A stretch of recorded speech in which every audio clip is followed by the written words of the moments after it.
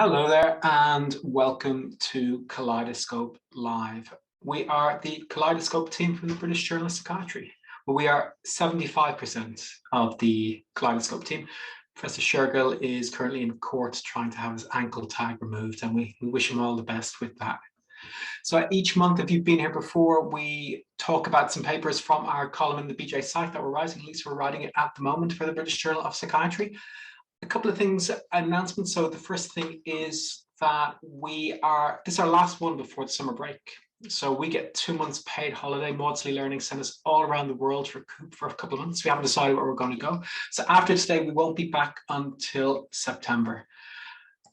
And there was a second announcement, but I've forgotten it. I'll think about it halfway during discussion on the first paper. I know what I was going to say. If you have things that you want to talk to us about during the presentation, put it into the chat. You can see at the side. Don't raise your hand. I can see when you do it, but I can't allow you in. Only we're allowed to talk, I'm afraid. But put it into the chat. Always tell us where you're from. We like to see that too. So I'm going to kick off immediately with a paper from Meehan et al. We'll put the papers in the chat so you can find them. It's called Clinical Prediction Models in Psychiatry, a systematic review of 2 decades of progress and challenges. And it's in molecular psychiatry.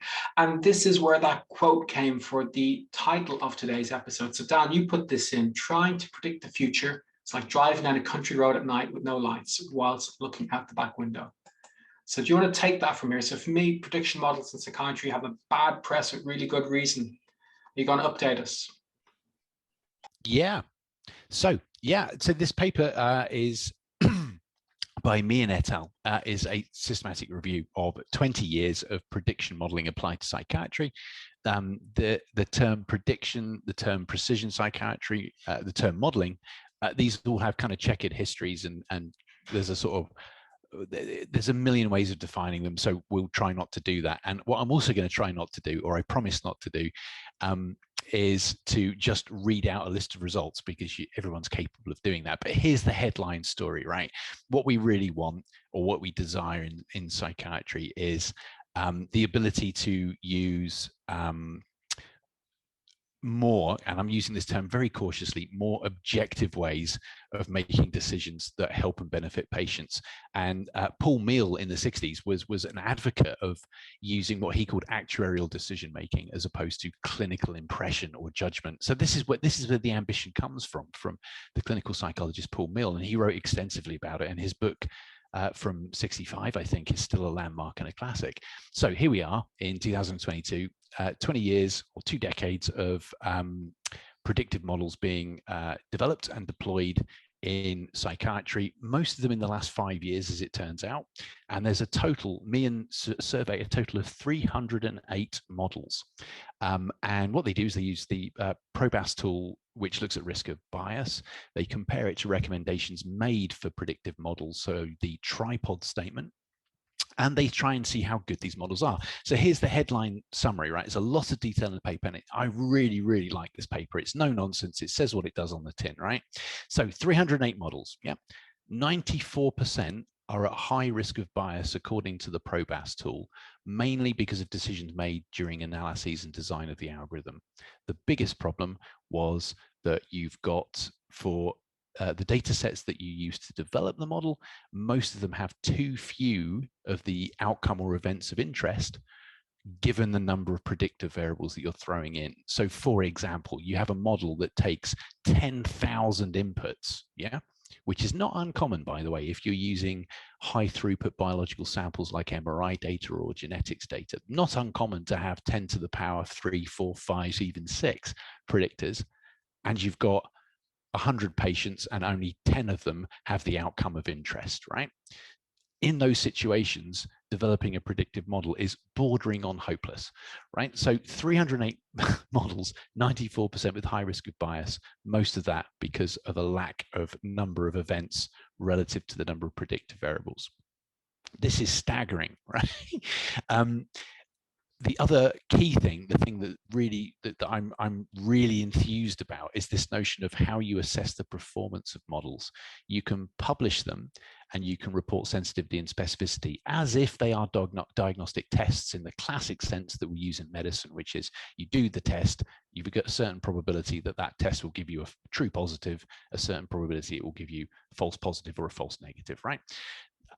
This is a hopeless way of estimating, or a hopeless way of reporting and understanding models, because a better measurement is the calibration of the model, which is how well the predictions of the model marry with the actual events of interest in the real world, the real patients.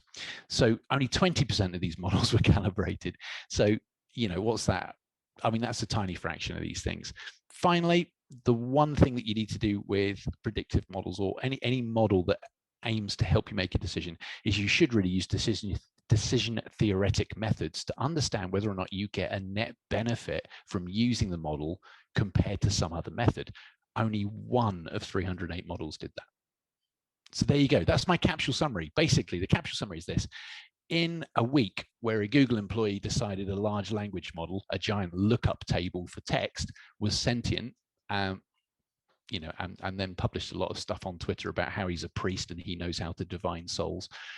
In the same, we're covering a paper that shows that 308 models, all of which will have been received with a certain amount of flair and acclaim, only 1 of those actually has been subjected to a pipeline that where you could consider using it for clinical prediction in the real world. So there we are, 20 years later.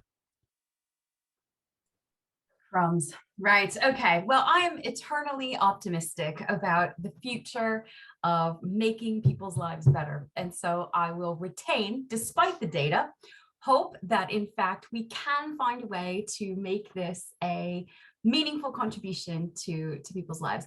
I actually, though, stepping back, because I'm with Sahana, this was a complicated paper and it's outside of kind of my area. And there were several sort of phrases banded about. And if I can backwards kind of roll to ask you some questions, just to clarify for myself and maybe not another single person in the audience, but I think maybe one at least, some basic stuff, right? So in general, of course, we want to use data to create better prediction and better outcomes for people, right? But when they talk about precision psychiatry, right? Because they keep saying that over and over again, precision psychiatry. Okay, I get that it means that there's some noise in the machine and that we want to tighten that up a little bit, but is that just basically using prediction models to inform sort of what we would know as personalized medicine? Is that an accurate statement? I think it depends who you ask, Dawn. But my understanding is the term precision X derives from originally its use in oncology, where you actually can identify a very clear protein or target that you want your chemotherapy, for example, to hit. It's not my area of expertise at all, but that's where I understand where the term precision came from.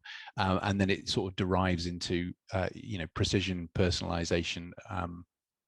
Perhaps personalization may be considered slightly less ambitious. A less ambitious sort of project than the precision target. But they're all cousins, right? Yeah, I think so. Yeah. Okay. And they need this sort of data. So then how and to what extent do they overlap when people talk about computational psychiatry? Like, what is happening here? Are people just trying to coin terms and one of them will shake out at the end? Or are these very different ideas with just minimal overlap? So computational psychiatry is an attempt to apply methods from computational sciences to the problem of understanding, for example, etiology or, you know, deficits in certain disorders. So the classic work in that was on reinforcement learning and using prediction error as a marker, or trying, it's not as a marker actually, but in a way trying to understand how, information processing in the striatum might contribute to how you perceive or select rewarding or make rewarding actions in the environment. So the idea that you have a computational model that may explain some behavioral variable or some bio variable like bold signal fMRI, and you build the model makes a prediction, you compare that prediction to some, you know, biomarker or ground truth like the bold signal. So I think computational psychiatry is much more about explaining disorders or deficits using computational methods, whereas predictive modeling, it makes no claim on etiology and it makes no claim of being a model of a phenomena, in the same way the Hodgkin-Huxley model is a model of an axon, right? That's what computational psychiatry is attempting to do. I mean, one could argue that it's essentially just, you know, computational cognitive science, but applied to problems in mental illness. And then it's called computational psychiatry. So there's a language problem here, right? So I think predictive psychiatry computation, it implies a degree of certainty that we just don't have. I think that's part of it. It lumps lots of different things together. I think that's a problem too. And you've identified that there's bad science and how people are doing some of this. Is bad design? Yeah, well, I think here's my cynical take on it. Here's my cynical take, right? So you guys know me well enough to know I'm deeply cynical. Here's the problem, right? One of the reasons you've got 308 predictive models, yeah, which all become orphans in the literature and no one ever does anything with them, is because no one shares their data, right? And it's simple, right? If you want these models, yeah, to genuinely be useful, you have to take the data that you've got. It's almost always opportunistic data. So it's salami sliced from another study or an RCT where you think, I wonder if, then the availability of off-the-shelf toolkits, which is exactly the same problems that statistician colleagues complain about with medics, right? Is that no one would trust a statistician, to prescribe clozapine or to interpret blood tests or to do surgery. But somehow statisticians are expected to allow medics to mess about in statistics with impunity. And the reason we can do that as medics is because you can download tools, yeah, and you can hit buttons on a graphical user interface that do the legwork for you. So you don't need to understand what you're doing. Given that that's what's happening, it's opportunism plus black box tools. The only way to make this robust is to make the data freely available. Okay, none of this available on request BS. And we missed it for the last Kaleidoscope, but there was that paper that showed, I think out of 1900 papers, 90-something% said when they approached the authors data available on request, they either got no reply or a negative reply. There's the problem, right?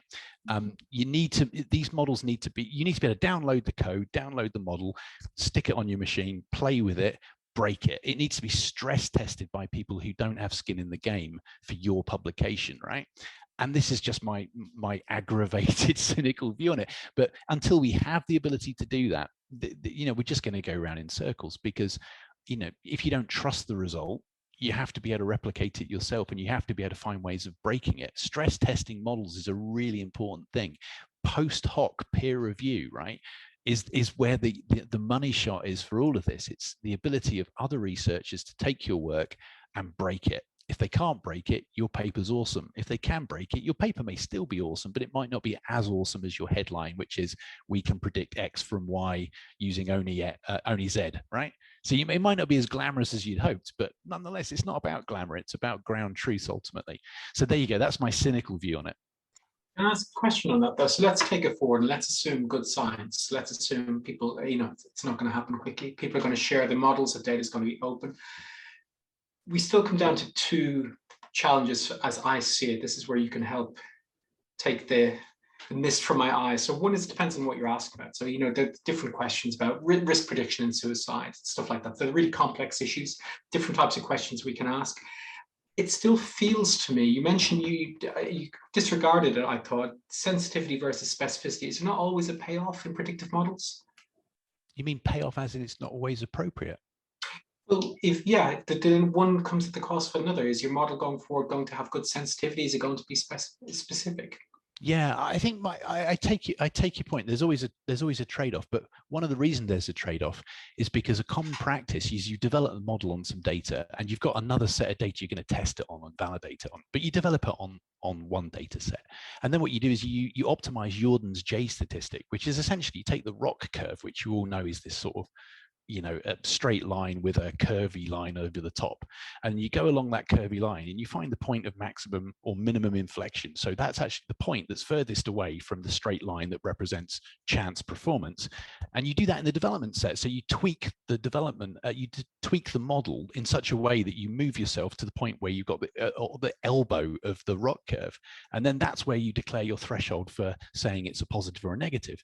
So what you're doing is you're kind of biasing the game, right? You're kind of like mooching with the rules, because if that's how you decide on the threshold, yeah, you're deciding on the threshold at which you're going to draw a line to declare a positive or negative result in the data that you use to develop the model. So you really shouldn't be selecting the trade-off between sensitivity and specificity. If your model is discriminative, you shouldn't really be choosing that on the basis of the development sample. There should be a more subtle way of doing it. That's the net benefit thing I talked about in the introduction, where only one paper uses net benefit or decision curve analysis. And that's sort of the point of decision curve analysis. If you read Andrew Vicker's original paper on it, it's beautiful. And he says, let the patient decide where the threshold should be, right?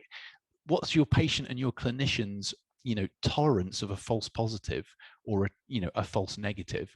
Work out where their tolerance for that is, then set that threshold, then run your patient through your predictive model. So the decision theory approach to developing, well, not to developing models, but to at least validating, calibrating, and testing them, means that exactly what you described, Eric, that you shouldn't be optimizing a trade-off for sensitivity and specificity. You should be much more focused on what it means to make a decision at a certain level of risk tolerance.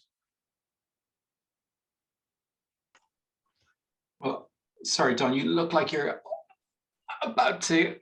Well, I'm just trying, it's all well and good for us to say this is broken, right? Okay, fine. But how would we fix it? What would it look like if we thought it had a shot, right? I mean, do we need some kind of, each Royal Society does a consortium where everybody throws their models together and there's some big, I don't know, computation-a-thon that occurs where we can take a look at things, and then we spend the next year reviewing what the best case scenario looks like, and then publishing an end of year finding. And then what if we become radically cooperative because we care about patients?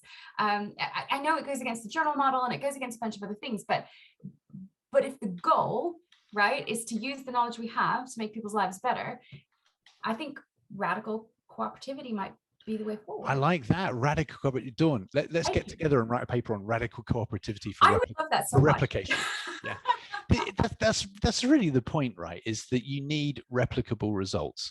I could go off on a rant about this, and I'm not going to do it. But I have on a number of occasions requested or made proposals to look at other people's data, because that's all I do is play around with data, and it's rarely been received well. And then you just think, well, how can I trust your result if you're that cagey about it? And of course, the default position is to hide behind, it's confidential patient data. And it's like, well, then work harder to make it non-confidential patient data. No patient donates their time, energy, resources to your bloody study just so you can profit from it. Man up. I know I'm not supposed to use that phrase anymore, but it angers me a great deal. So I think this idea of cooperativity, I think like Brian Nozick's work on the multi-labs project, where he took a whole bunch of findings, and we covered it in Kaleidoscope, didn't we? We did the multi-labs replication studies for fMRI, and they found exactly the same thing, that if you just tweak the parameters of the smoothing filter for your fMRI study, you get different results. And that's just crazy. We shouldn't really be relying on. Our results should not be so fragile that just a little nudge of their foundations and the whole field comes collapsing down. Then there's the risk of overpromise, right? So, you'll all know that AI is non-stop in the news, in the media. Apparently some of it now has a soul. There's all these problems with that. These hype cycles go in 10, 15 year, waves, and I just worry that we've invented a field, we've called it precision psychiatry, made lots of promises, and so far we've delivered very little, and that's only going to aggravate patients and people who deserve that we spend public money and resources wisely on things that make a difference for them. Here endeth the lesson.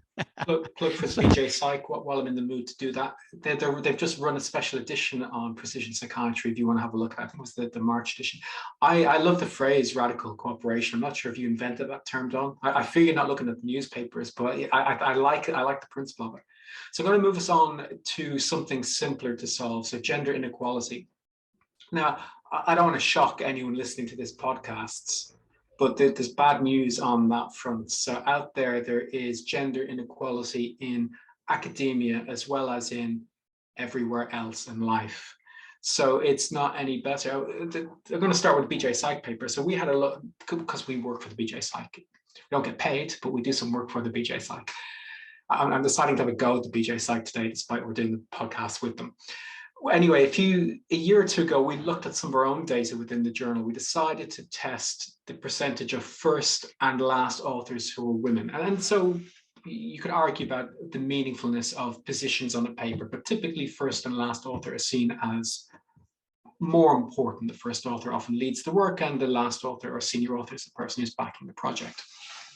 And our prediction was that the rates would be lower in terms of, 3-1 here. And thank God Shergill's not here today. If he wasn't in court, it'd be well, actually we're 2-1 now, it'd be 3-1, it'd be worse if he was here. Anyway, we looked at our data and we took different types of paper, and it was predictably bad. Okay, so we had the percentage first authors wasn't too bad. I think it's about 46%, but less than 50. And senior authors was, I think, about 30%. And you could debate that in various ways, from leaky pipeline to the fact that we've got people coming through, it'll get better with time. What was really interesting with the BJ Psych data was when you looked at different types of papers, when you looked at editorials, they were 80% men. So when it came to the type of paper where someone said, I've got an opinion and you're all going to listen to it, men do that much more than women do, it would appear. And so that takes us on to our next paper, which is Academic Medicine's Glass Ceiling, authors' gender in the top 3 medical research journals. So not the BJ Psych, these are other journals, and it looked at New England Journal of Medicine, JAMA, and Lancet. And it did something similar to what we did in the BJ Psych. They stole my idea, we did this a few years ago. And they took papers between 2002 and 2019. But by the way, I'll just say, looking at inequality in gender in academia is clearly not my idea, just in case anyone thinks I'm serious with it. And they found really low rates in terms of first and last authors.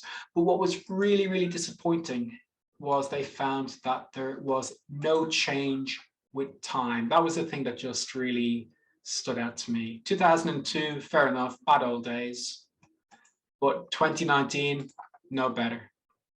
So what did you guys make of it? How shocked were you with those findings? Well, I think Sahana took my best line. I was going to say that actually, if you look at our gender equality, we hit at about the same percentage as key authorship positions in the top 3 academic medical journals. So yeah, but actually the point that you brought up, Derek, is really interesting. I'll get to the paper in just a second, but the editorial thing, I can remember having lunch with you just this past, I think, summer, and I was whinging about something in education, and you were like, write an editorial about it, become a thought leader in the field. And I said nothing because, in all honesty, it never occurred to me that anyone would want to hear my whinge, that is my place. And I wondered at the time, is that a gender thing? Is that just like a self-opting out that I just assume I'm not going to write an editorial about this. I was just trying to stop you whinging. To be fair, it was bad, people. It was bad. But with all of that said, so there is some of that, right? There is some of that sort of internalized patriarchy, but then there's also just straight up systemic bias. And, this is what we see. So we see it first and foremost in academic medicine that, only is it 37% of full-time academic medical staff are women. Okay, I mean, that's not as terrible as some numbers, fine. But when you see this top tier authorship issue drop all the way down to 26%, you can see another level of systemic bias, and they're compounding, right? And I think this is the issue, because when it's one thing to get that position, it's a totally different thing to be promoted. It's another thing entirely to land a paper in a top tier journal. And because those are all connected, right? They're not independent factors. Whether you can land this top tier journal is directly going to impact your progression from an employability status. And it's not surprising, but it's a house on fire. And the idea that it hasn't moved, the needle hasn't moved for 20 years. I mean, come on, and so I'm happy to give kudos to the Lancet for bringing this to the attention in 2017, and to BJ Psych for trying to create some transparency around this. And I think we need to discuss the role of journals in this, because it's intimately linked to employment promotion, increasing responsibility, professional organizations, all of that kind of stuff. But every time we talk about one of these issues, and journals are a part of it, there's always a bigger part. There's always a funding piece. There's always, there's other people in the mix. But I'm interested, in if something as simple as, we'll go with transparency, if a requirement for journals to list, break down demographics of who's submitting, from where, because the other thing is there's a ton of North American bias for all the women that are submitting. They pretty much are North American or working in North American populations. So you can see that there's this massive inequality in global representation, which of course is not echoed in actual population data. So just wondering, like, what are some maybe quick structural things that we could do to start shifting this, because it's unacceptable, and to just continue, you know, whinging about it is no good. I should write an editorial. Or even just continue measuring it, right? So the BJ Psych, we've agreed we're going to keep publishing our data. We're going to at least own our own figures. We're going to keep, because it's bad, but we're going to keep doing it. But again, and I'm glad we're doing that. But you think, well, how does that change anything?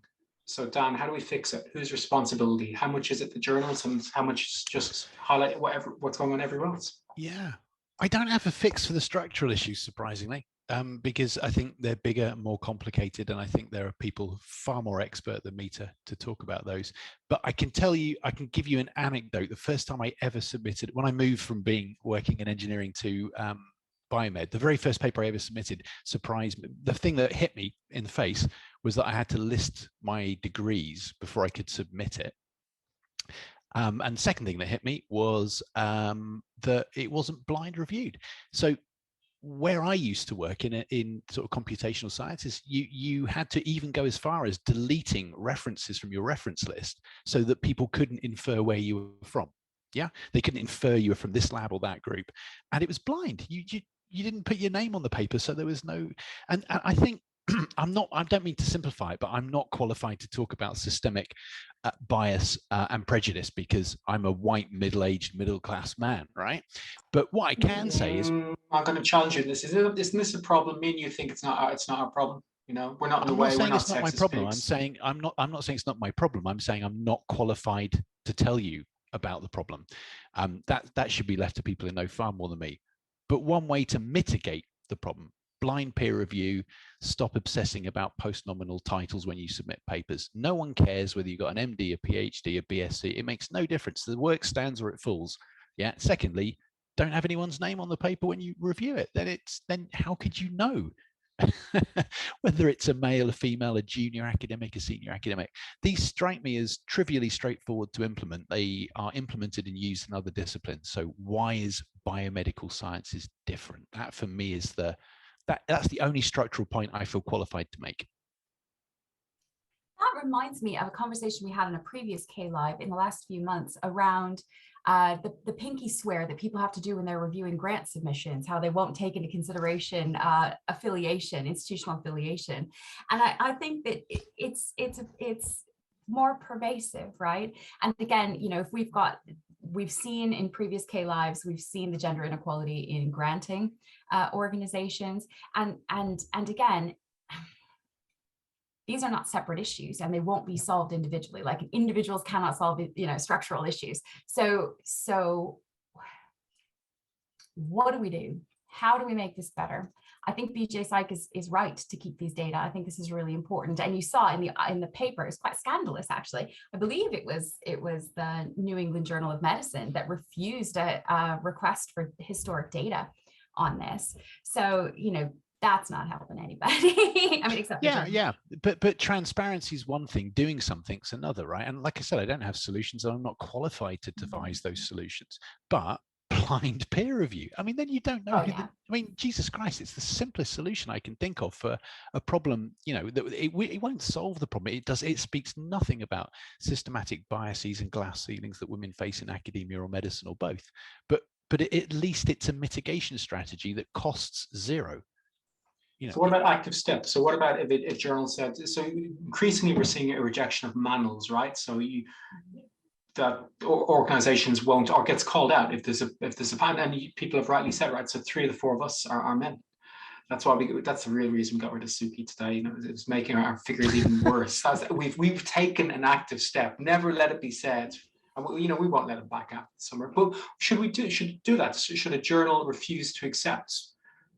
Should funders refuse to grant? I mean, I know this is really hard to police, but should there has to be a starting point with this? I'm not suggesting that it has to be, or a percentage of them, because sometimes it's hard to mitigate that over the course of 6 months. It won't accept a certain amount of papers if they don't have women authors. If that feels quite a harsh step, but like if there isn't a penalty, if it's waiting for everyone to get their act together, I don't think there's going to be movement. Yeah, absolutely agree. And I think that fundamentally this whole machinery is in the midst of a bit of a reflection, right, around how we are serving certain populations and not serving others, and how we are excluding. But yeah, I mean, you talk about what people would probably call quotas, right? This idea that you've got to have it, and so much of our sense of fairness really reacts against that idea, because we really want to believe in meritocracy. But the reality is that, in fact, actually, there isn't a meritocracy when there's deep inequity. But also, you end up, I mean, in lots of ways providing opportunities for folks, but a lot of the issues these folks face are structural. So the reason that I can't be on your panel at 7 p.m. at your fancy whatever is because I have caring issues, or, so you actually end up putting a burden on the group that you're trying to lift up. And so in many ways that will help a portion of that population, but those are the portion of the population that most mimic the characteristics of the dominant group. So, no childcare, no whatever. So yeah, I mean, I think what it takes is just some real humility, bringing ideas to the table, being able to see opportunity and drawback in all sorts of ways, and making an educated decision. There is no silver bullet. There is no perfect way. But my God, I mean, as a woman in academics, any institution that is actively, publicly grappling with this is already a step up in my head, this idea that, oh, you noticed and you care. That's already a big deal. And maybe if we can get enough to that place, then we can start to begin tackling things meaningfully, not one at a time. But there's certainly something afoul. Something is fundamentally not right, and it will not be righted until there's a radical transformation. Yeah, I mean, I don't see this. I don't see goodwill changing this, and hope. I think it needs action, and I think that may come at a cost to some people. I think we have to do it.